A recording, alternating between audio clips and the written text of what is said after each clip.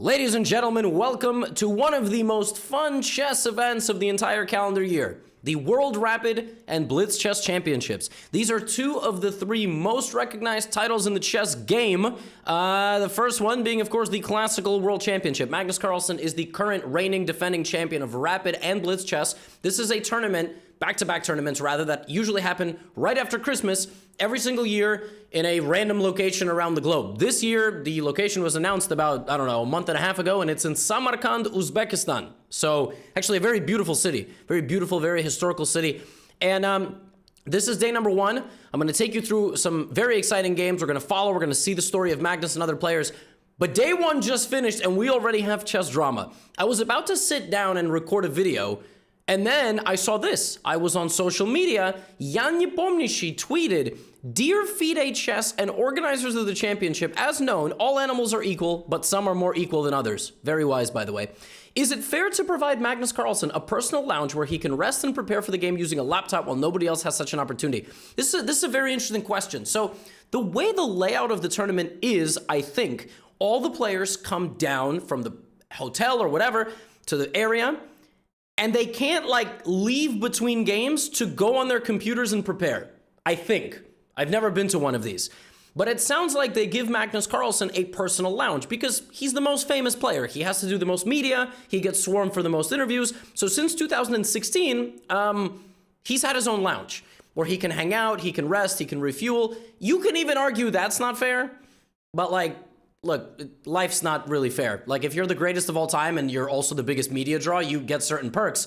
The most interesting thing about that point is the laptop. So if no other player is allowed an electronic device to research stuff between games, not during games, that's a pretty harsh accusation. I mean, it's not really an accusation if it's reality. But Fabiano Caruana also retweeted that and said all players should play under equal conditions. So very interesting. Very interesting situation. I don't necessarily disagree that the most famous and successful, maybe Hikaru and Nepomniachtchi, some of these, Fabiano, could get their own private room so they don't get swarmed by fans. That's okay. This is where, so we already have drama. I don't even know. I'm eating the popcorn and I'm going to take you through the games. Today, Magnus Carlsen arrived to his game nearly 3 minutes late. So we already have a good start. We have, and he actually said they don't tell them when the rounds start. Oh, amazing. We got a tournament where you got to play 5 games a day and they don't tell you when the, amazing. I really hope you all had a Merry Christmas. Christmas is now over, but the holiday sale continues. If you want to get one of the courses, 40% off, get a New Year's resolution, learn a new opening, change your life. So Magnus was playing Tigran Petrosyan from Armenia, and E4 G6, you'll notice that Magnus is down 2.5 minutes on the clock already. The time format of the World Rapid Championship is 15-minute with 10-second bonus time. Tigran plays his beloved modern defense. He plays this against everybody. Magnus plays in a very solid way. So he doesn't play in a very provocative way. He doesn't play like Knight C3, F4, or H4. Plays very positionally, very solidly, and basically, it's a completely equal position. Black is able to play for a quick E5, which is what he does. And then Magnus kind of turns it more into a King's Indian now. It's a King's Indian because white has these pawns developed. It would only be a King's pawn if these pawns were developed, but Magnus kind of crawls forward.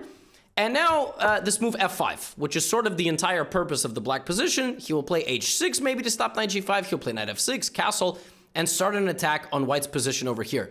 Magnus plays Knight C3 and immediately plays Knight G5. Very interesting move. I think he's trying to induce H6. And then, I don't know, would he continue? Would he put the pawn there? The pawn is not really capturable because white has tricks like Knight D5, he would play pawn takes, and then maybe Knight D5.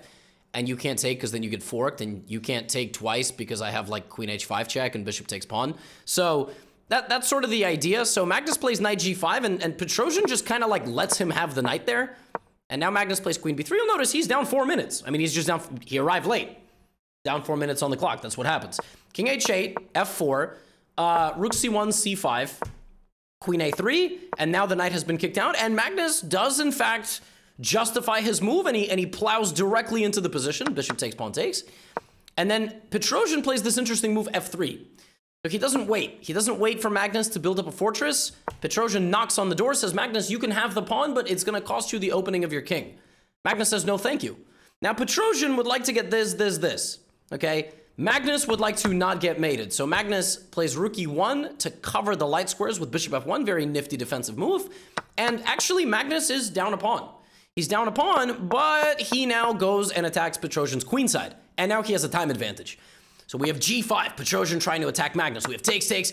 And basically, Magnus is saying, look, Tigran, you're attacking nothing. You have no attack over here. And soon your luck is going to run out. And now this is really bad. This is really bad for black.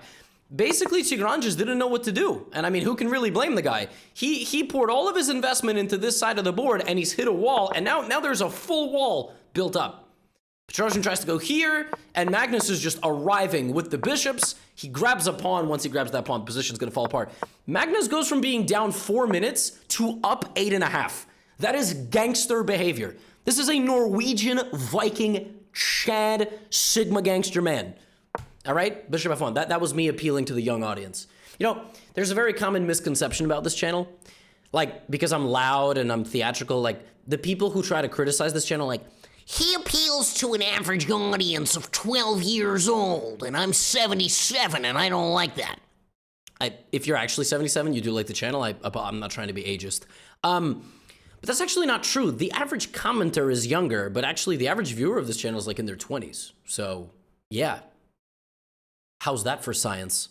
Yeah, take that. Rook b5, and, you know, Tigran is trying to, like, sack a knight, and Magnus is like, nah, I'm good. It's just no attack. And Magnus picks up all the pawns, pushes the rook to c7. There's going to be a trade, and he's going to promote, and he wins the game with a 6.5-minute time advantage. Very, very convincing game, which he gave a little bit of odds early. It wouldn't be a World Rapid Championship or a World Blitz unless Magnus showed up late. It just wouldn't, even though apparently this time it was not his fault. Last time he was skiing.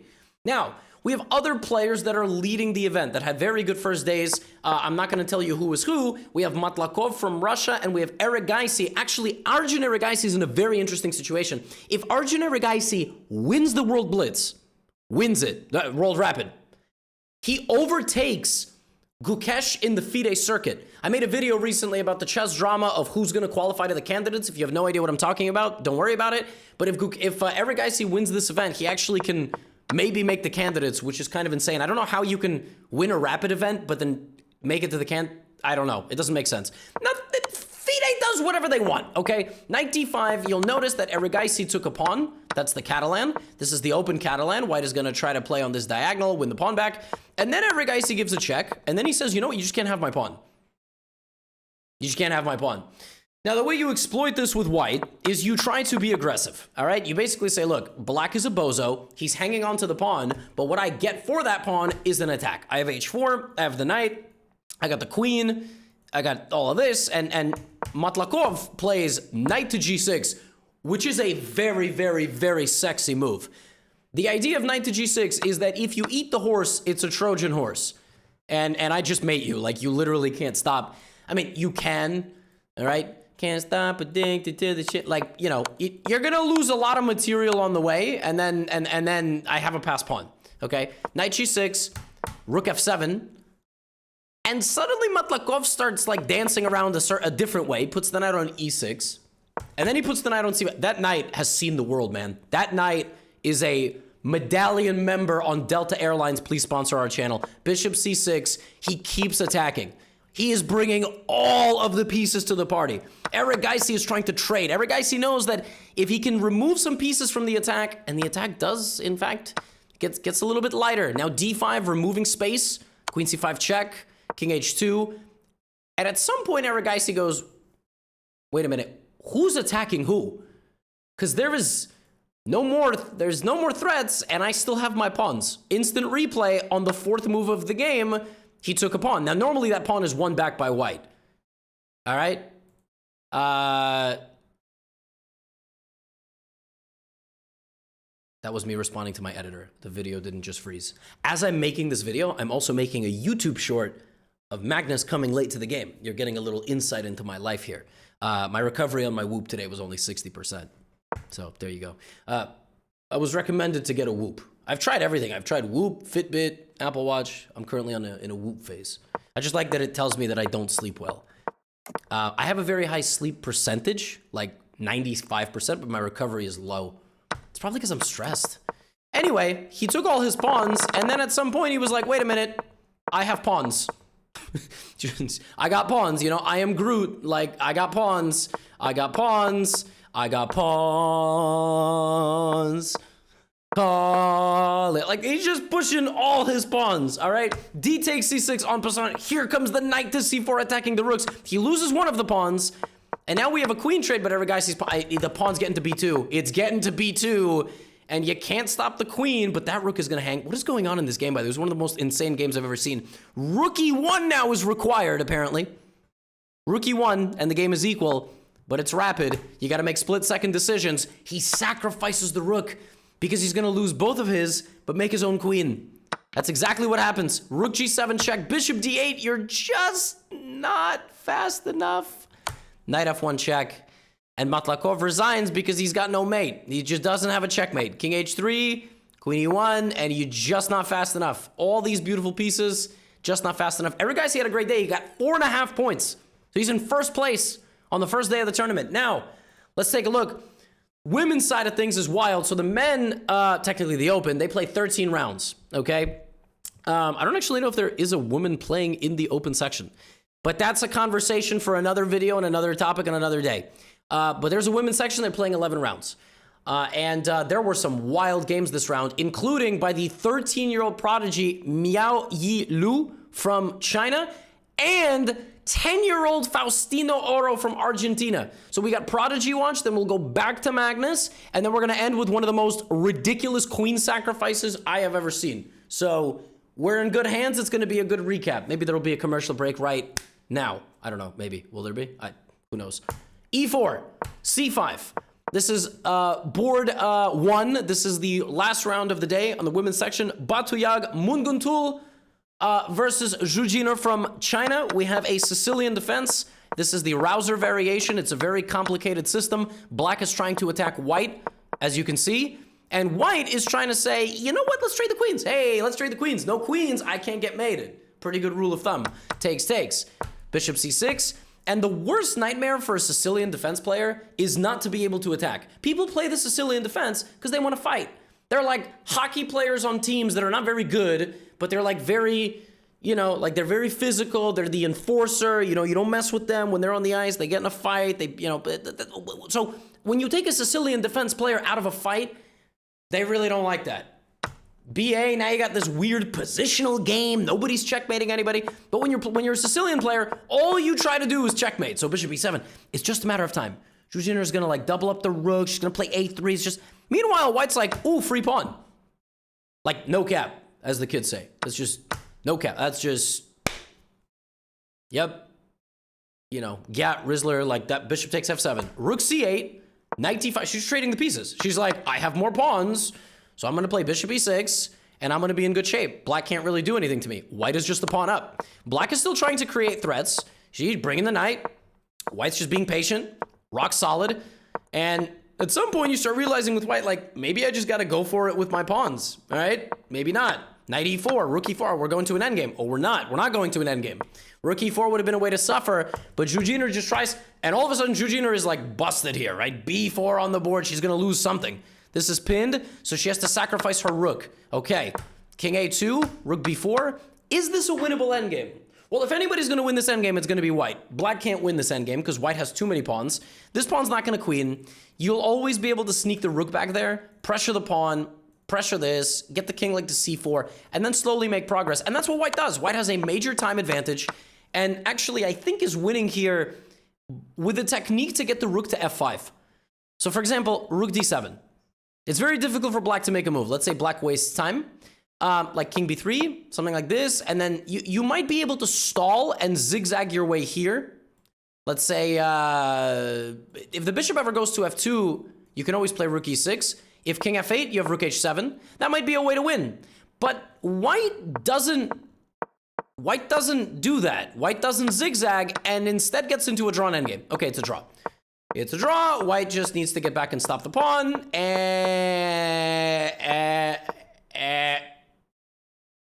Wait a minute.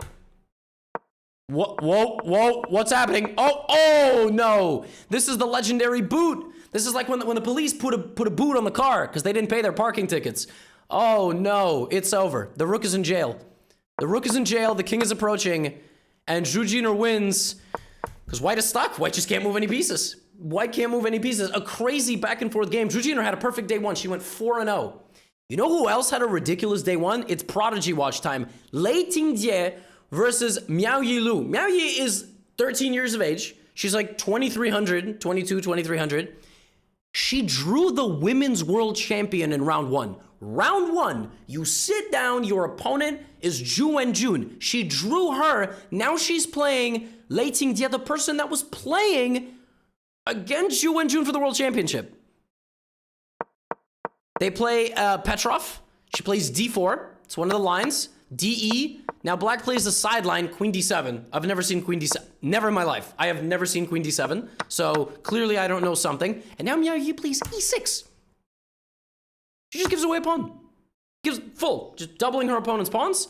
And then she just goes for a position where black just has these really ugly double pawns. And black just kind of has to play defense.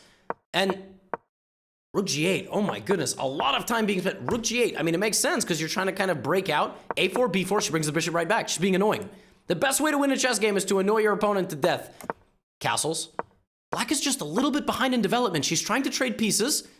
All right, now white plays bishop takes, pawn takes, and you're a moment away. You're so close because black is just stuck on that back rank. She takes because it's a forcing move. Now black has 40 seconds. f3. How does black defend herself? f3. The position's falling apart. You go that way, the king is airy, and you physically can't go that way because you already moved the rook. She goes like this. But now take.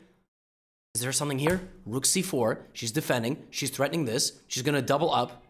Maybe queen g4. Maybe b4. Oh my god. Plethora of possibilities. Bishop a5. Rook f6! White is winning! She's winning! She's beating the challenger! Oh my god, queen d5, b4. The bishop is trapped. She completely trapped the bishop. Rook f8. She trades, and she just takes the bishop.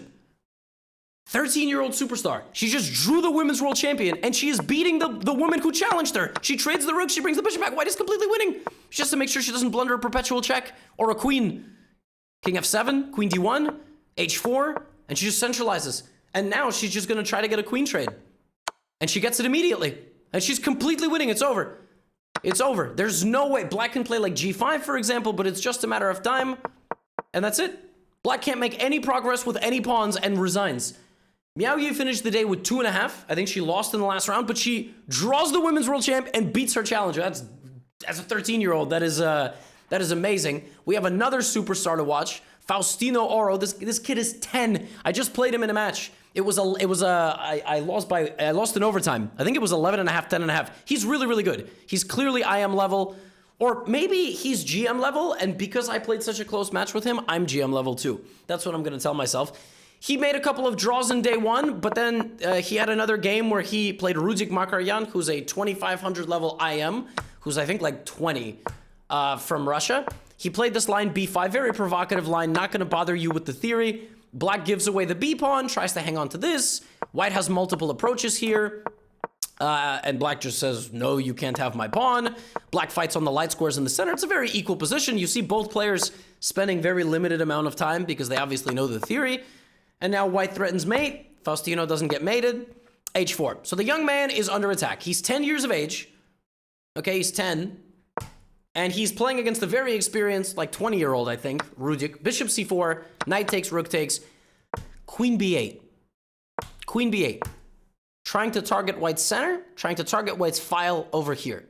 White takes on d5, and now they get into a tactical skirmish. Queen e5 check, the knight blocks, rook c8. The bishop is completely hanging, but bishop f2 wins a queen. So he gets out of the way. But now bishop a6, how's white gonna castle? How's white gonna, he can't castle through a check. The only way now is to take a deep breath, realize you're fine, and play h5, just go for it. But clearly Rudik did not like the position, so he offers a queen trade. He offers a trade of queens. And he forgets that 10-year-olds are tactical snipers. And in this position, Faustino Oro sacrifices the queen! Bishop to... Whoa, what a move! Bishop e4 leaves the queen completely hanging. It also hangs the bishop. but it opens the door, and he justifies the bishop, preventing the king escaping off the back rank. This is a gangster move. Bishop to b4. You can't take the queen because this is literally mate in one move. You can't take the bishop, but you have to because rook c1. You say, what's the big deal? Rook d1, I'm safe. No, you're not. Your king walks into a check. And the only way to defend yourself is to put the knight in front. And he, well, I spoiled it, but he was obviously completely winning. I'm not going to restart the video because of that, although I hate when I do that. I'm pressing the right arrow key, and then I press down. Well, the knight has to block the rook, and he just attacks the man. Imagine getting attacked by a 10-year-old. How many 10-year-olds would it take to physically beat up Rudik Markaryan? It only takes one in chess. Queen c3, queen g2, he's picking off the pawns one by one. He picks off all the pawns. Rudik tries to play h5, but it's too little too late. And at this point, he could even go to an endgame. All endgames are winning. It takes slightly over 40 moves, but Faustino hunts and hunts and hunts. Rook d2 picks up the knight. What a game. What a game. Winning with the black pieces against the super experienced player with bishop b4 is nasty. He sacked the queen and a bishop in one move. What an absolutely amazing win for him. We go back to Magnus. Magnus was in good form on day one, and then like I told you, I'm going to cover some other games. Hey, if you see games that are really good and I haven't made a recap yet, like if tomorrow, round 6, 7, 8, etc., there's good games, put them in the comments of this video, all right? I'm going to check them, be like, yo, Gotham, day 2, you got to cover this. I'm trying to cover big names and big matches. Like, if you have a favorite Grandmaster, but your favorite Grandmaster is like 2 out of 6, sucks for you, because I'm not going to cover that. Unless he's Hans Niemann. Like, if Hans Niemann is, you know, then yeah, I will cover it because it's the biggest name in the sport. One of the biggest names right now. So, oh, I'm not showing you this game yet. No spoilers. Parham Maksudlu, Magnus Carlsen. This was a very fun game. It was this line. Now, bishop e7, queen's gambit declined. Very traditional line. Very traditional, boring stuff. Magnus actually had this a lot when he played white in the World Championship against Fabiano Caruana. Knight c6. This has all been played many, many times. Rook e8. And now Magnus plays e5 and d4. Very, very, very well-known line. White plays knight to d5, putting pressure on the pinned knight. Black backs up. Bishop f6. Bishop d3. All of this has been played many, many times before because you see Magnus is not spending any time. Now Magnus spends 4 minutes. Magnus spends 4 minutes here because he goes, this position's really hard to win. Like, you can't play the Queen's Gambit decline with black. You can't play any top-level opening in chess with black and try to get a win unless your opponent gets kicked in the head by a donkey or you take risk. So he plays bishop f5. He takes a strategic risk. He opens up his king a little bit. All right? Now Parham takes like this, trying to mess up Magnus's pawn structure. Magnus says no, not yet. Queen c3. And now something very interesting. Rook d2. Something happens here. Parham makes a very big inaccuracy. Parham did not want to open up his king. So instead, he keeps the tension. And now he has to open up his king. Because if he castles, he hangs his queen. So he goes here to set up castles. Oops. Oops. Now you can't castle at all because knight f3. And you can't take like this because your rook is going to hang. You can't take like this because it's illegal. So suddenly Parham has to play king. Oh, you got to play king f1. That's really ugly. f4. And Magnus is taking over. Parham has made a big inaccuracy, and Magnus is just cooking. He's cooking. He's got 30 seconds versus 6 minutes. Rook c4. He's up a pawn now.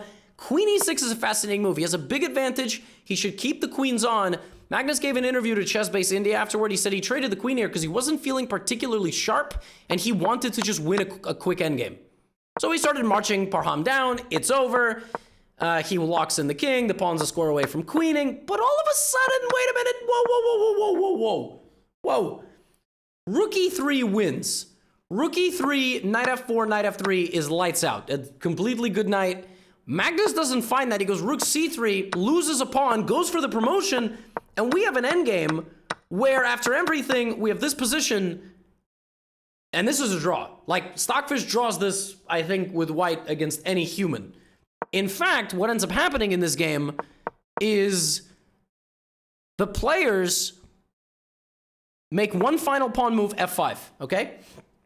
Excuse me, not f5. One final pawn move a little bit later. Let me see, f4 and g3.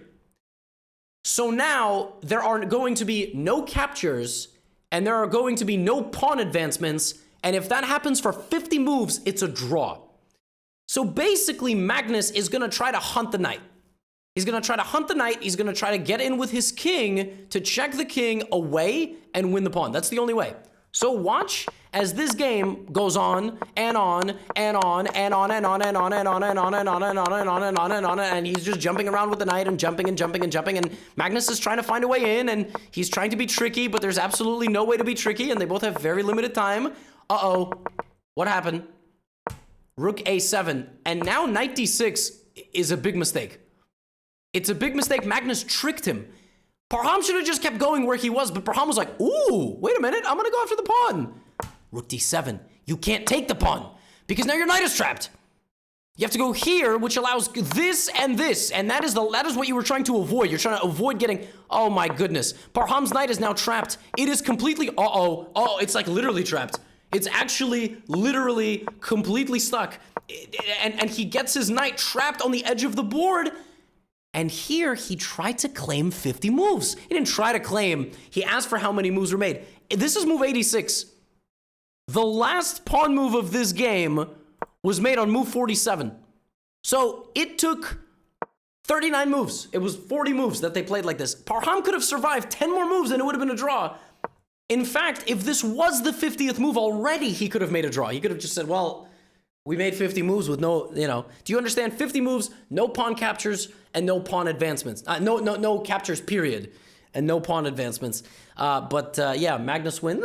Not the prettiest game, but a funny game. And he ends the day with 4.5. And now we have Ceparina versus Ricard Rapport. A very, very exciting matchup. Two very, very interesting players. We have a very interesting line, d3. This is like the meta right now at the highest level against the Caro-Kann. It's kind of cancerous. Queen c7. We have takes. And from the early opening, we get a position that I've never seen in my life. Very interesting. Bishop f3 gives up the bishop. Rock solid, though. Bishop d6. And then here, Rapport says h6, g5. Uh-oh. That's very unpleasant. h6, g5.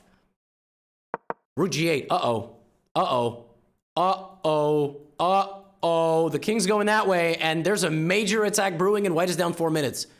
White is actually down nearly 5.5 minutes now, bishop d4. And right now, the best move for a Rapport with this knight hanging is to danger levels. Put the knight right there. You're cooking up some good stuff. You're also cooking stuff that way to bring in the queen. Oh, that's really uncomfortable. h5 always anchors in the knight. You're castling in a move. But for some reason, Rapport hesitates. Plays rook g6. And now this. And now if you try to play g4, guess what? Doink. And that's really bad because you're going to lose material. You're going to lose this. It doesn't matter if you check, they have king h1 or king f1. I think king f1 is better. Queen e2, bishop e5, Rapport's still kind of going for it. And now my man Cheparinov says, hold up. Queen, rook, king on the other side, rook like this. Sacrifice the knight to open the center. What a move. That is a crazy move. The idea is just to open up the file. Look at this. He takes the knight. He just gets a pawn. He just gets a pawn. And on bishop takes d4, he lost a knight and a bishop. Right? He lost a knight and a bishop. And he just takes a pawn. And the element of time is fascinating here. Black can run away, but then I sneak in even closer. And then I'm just winning. Now I'm just winning. Rook d4, bishop f7. It's a really, really bad position. What a crazy tactical sequence. Knight d5, bulldozing straight down the middle. This is what you got to think about when your opponent's king is on the opposite side and you're fully castled with all the pieces. Bishop d4, de6. Rapport says, you know what? You want my bishop? Bishop takes f2. I clicked really emphatically, but there was an alternative move that I just covered. So bishop takes f2. But this is losing. This is losing because queen f2, now I have 19 points of material barreling down def. I have this pointed at a7. I have this, I have this, I have this. Knight c5, and now the game ends in style. In this position, Ivan Cheparinov plays pawn takes f7, justifying his absolutely shredding open of the position. King f8, and now he attacks the rook. The rook gets defended. And in this position, Cheparinov plays a gorgeous final sequence. First, it wouldn't be a recap if we didn't see a sacrifice of the rook to e8. The idea of rook e8 is to disconnect the rook from the f8 square, and now you threaten a promotion. And if you play knight e8, you block the f8 square. I make a queen, somehow I sneak in a second queen and I win. Rook e8 is a crazy move. But I don't understand. What if the rook just takes? If the rook just takes, then you sacrifice. The queen. Oh! Queen takes f6. And whichever piece takes, I promote to a knight. It doesn't matter if you take this way or this way. They both... Oh my god! And if you take like this, well then I don't know. I could just queen h8 and then I take... Oh my goodness. That is absolutely... That is so savage. This man played rook e8. Oh, Merry Christmas, Ricard Report. Ivan Cheparinov, what a win. And these are your standings after day number 1. It doesn't really matter because we've only played 1/3 of the tournament. Magnus, Erigaisi, Cheparinov, Yuyangi, Vidit Gujarati. 4.5 out of 5. Very big day for the Indians. Tomorrow we have Vidit versus Carlsen. It doesn't matter. We have so many games to go. Women's side, we have Zhujiner and we have Nurgul Salimova. I did not cover any of Salimova's games, not because I have a vendetta against her. They just, her last couple of, they were a lot of long end games, and in the last round, her opponent just blundered. But if she plays like a really exceptional game, I definitely will cover it. She's 4-0, but like I said, it doesn't matter, because tomorrow everything's going to get shaken up. World Rapid and Blitz is well underway. Magnus is arriving late to games. People are tweeting about the organization and the unfair practice and treatment of players. It's a beautiful end to the year, and I will see you all for day number 2. Now get out of here.